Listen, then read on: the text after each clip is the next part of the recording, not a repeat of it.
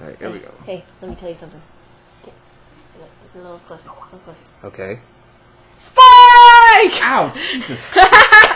Hello, everypony. Hey. So this is my next first impressions vlog thingamajig that I'm working on to keep viewers occupied. And we're giving our impressions on the episode of Princess Spike. That's the name of the episode, right? Princess Spike? No, it's called Princess GoldenFox. Yes, Princess Spike, with new writer from Johnny Test. I couldn't get the recognition of the name of the writers. Like, some of the names are just like a little weird to pronounce. Sorry, I don't mean any disrespect. But I have to say, because we've watched this episode later than everyone else, and everyone was raving. Yeah, this episode was so mad. A lot of people have so given bad. this episode a bad reputation. My only guess is that because they could just sense the formula and see how predictable it is. I think that's what was going on. Others, I did have a little bit of frustrating moments here and there. Like, most of the episode, Spike is making up these white lies to a lot of these citizens of Canterlot, when this whole time he could have just told them, Twilight is asleep. Well, even then, they wouldn't seem to understand, really, wouldn't they? Because they projected from the beginning that these delegates, for the most part, are really selfish. To the point where they won't listen to Spike. They'll only listen to Twilight, and, when you think of that, it's just they're going to be he was telling the two delegate ponies from the beginning, the New Yorker one, the Minneapolis one, was just Princess Twilight needs to rest right now. Even they were we need to talk about this right now, don't you know? Sort of thing. I probably didn't catch that. Maybe what? Was I kissing you too much? Maybe. Yeah. But, overall, it wasn't bad. I wouldn't say it's not one of the best Spike episodes, but I think it's the first Spike-centric episode of the season. Yeah, it was okay. It's not some pony to watch over me or Rainbow Falls. Oh, it's not even close to that. It's I wouldn't put it at the level of the bad Spike episodes. It's below, because my favorite Spike episodes are Inspiration, Manifestation, and Equestria Games. Inspiration, Manifestation, Equestria Games. I think this one would be a good third, a trifecta, because they're much better than Spike at Your Service, where they make Spike dumb. He's smart throughout all of this. You know what? The funny thing about Spike being a total klutz in Spike at Your Service is that a lot of people forget that Spike cracks under pressure.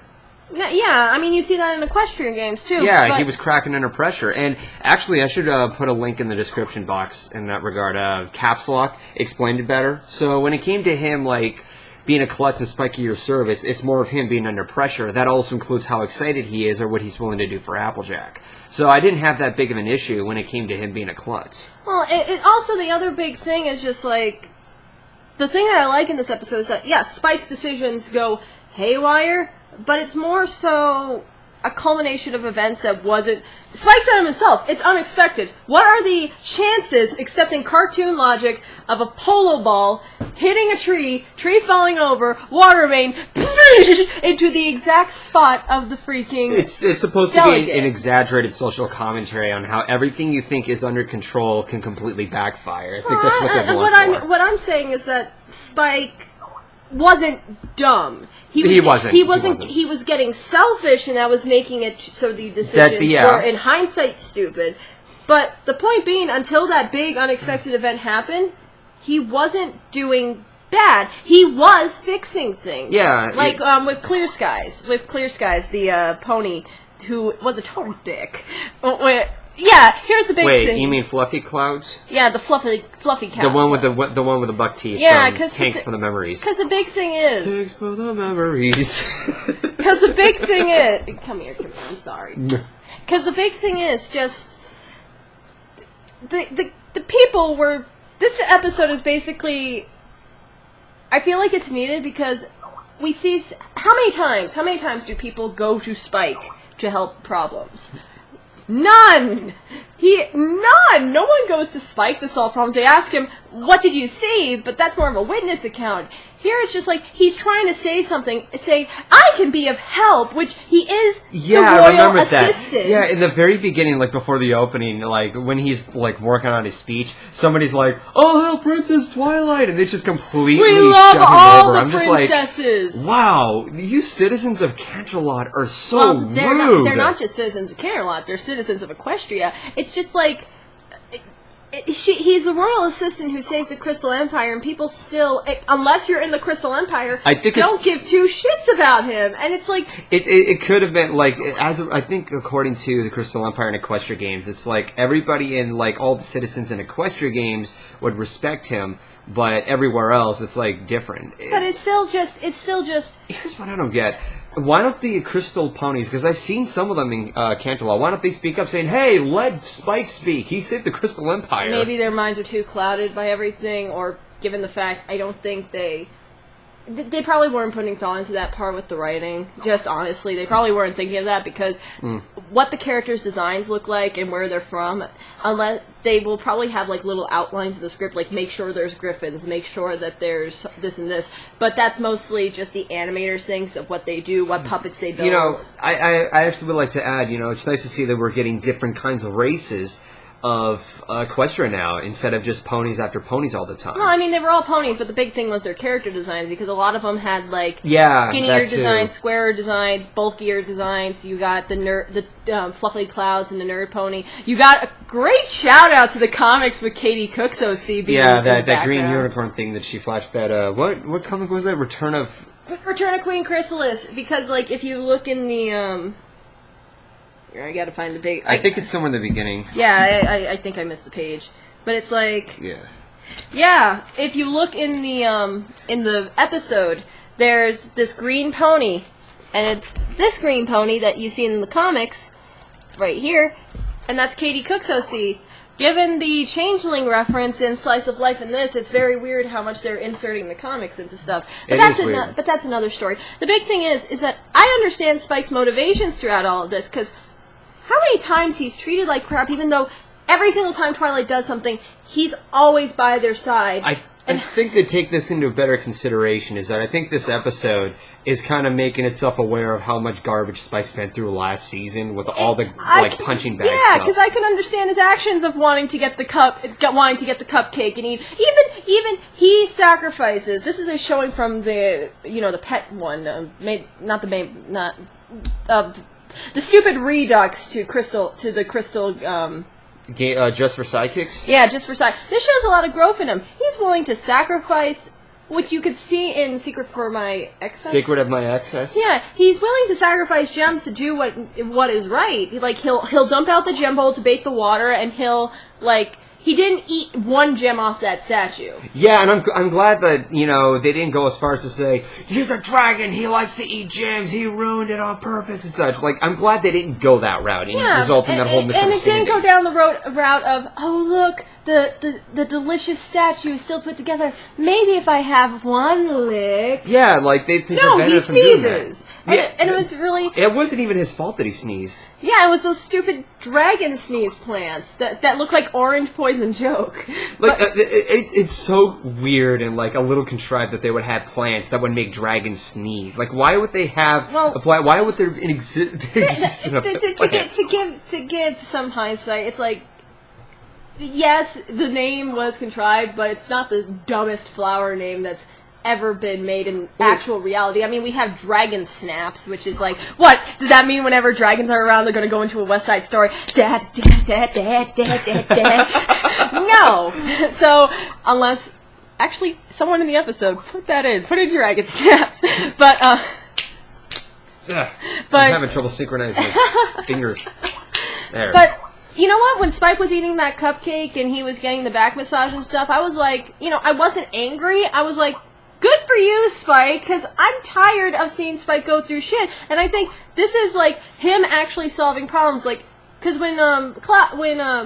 Fluffy Clouds was asking about like his problem and stuff, and after he brought him down, Spike could have done a really dickish thing and told him, "You should lose that friendship forever." No, he went in there, he came out, and he said what he actually wanted to say. Yeah. It shows that Spike takes the lessons that the main six have had and puts them into account for his own, because these are things Twilight would say. These are things that they would do. And yes, some of the decisions weren't right, like putting the two groups together, but as Caps Lock said, and I'm actually taking his word on this one because it would make a lot of sense in real life, Spike cracks under pressure. And I think that's a very interesting way to look at it. And one of the other things I also want to add, I'm glad that they didn't pull any, complete 180s on Spike's character. There was one shot where Spike is having this notorious look on his face, he was gonna get mean and everything. That was just one little moment. He was it was right before he was eating the cupcakes and stuff, and even then it wasn't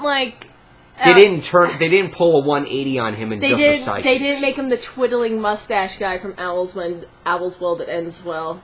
Yeah. But in all honesty, this is one of the better Spike episodes. It's not up there with Inspiration Manifestation, but it's not just for sidekicks or Spike at your service. It's a good middle ground of given how flip of a coin Spike episodes are. They're either really fucking bad or really fucking good. This is we finally have the side of the coin where it's a decent, nice. It's a chill episode. Yes, there's stuff going on, and there's, nice little details. You should not watch the episode, because it's a really...